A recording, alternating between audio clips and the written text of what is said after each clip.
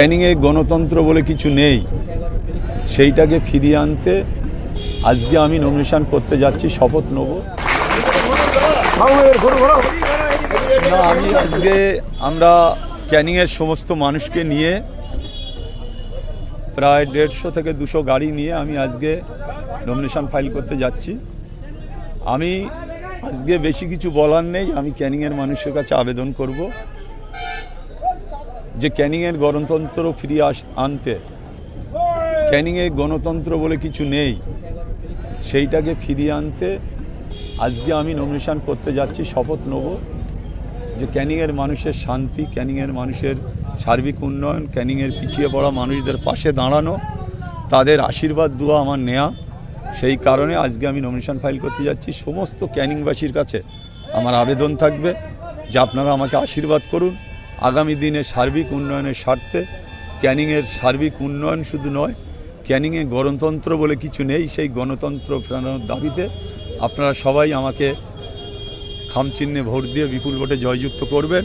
আজকে আমি ক্যানিংয়ে nomination file করতে যাচ্ছি।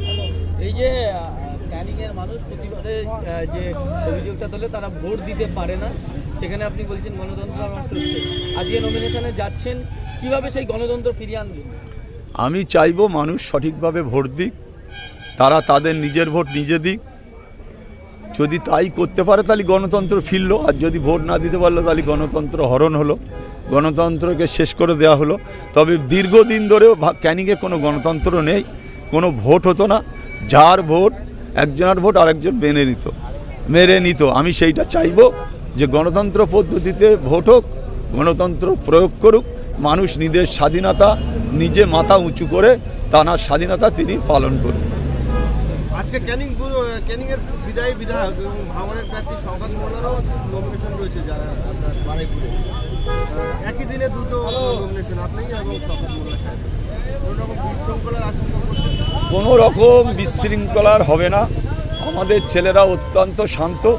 আপনারা দেখেছেন আইএসএফের ছেলেরা মারপিট বা অশান্তি করে না, এখনও করবে না। আমাদের নির্দেশ আছে, নওশাদ সাহেবের নির্দেশ আছে, আমরা শান্তিপূর্ণভাবে আমরা আমাদের নমিনেশন ফাইল করতে আমাদের ছেলেরা আমাদের সাথে যাচ্ছে। আজকে দুর্গাপুর অঞ্চলে আপনাদের দুটো ছেলে আক্রান্ত হয়েছে, তৃণমূলের লোকজন তাদেরকে মারধর করেছে বলে অভিযোগ।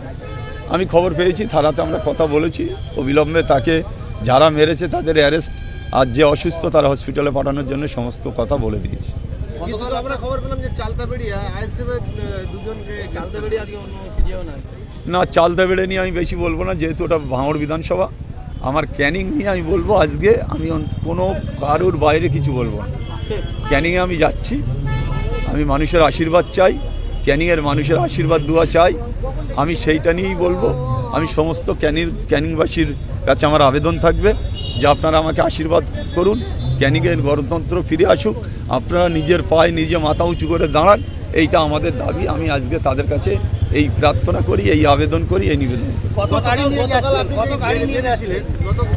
আপনি যে প্রচারে বেরিয়েছিলেন, জীবনতলা থানার বিরুদ্ধে আপনার অভিযোগ রয়েছে, থানার ওসির বিরুদ্ধে কি আপনি ইলেকশন কমিশনকে কমপ্লেইন করবেন? সেটা যা করার কাল করেছি, আজকে আর তার বিরুদ্ধে আমার বলার কিছু নেই। আমার গাড়ি প্রায় 200-র মতন গাড়ি যাচ্ছে।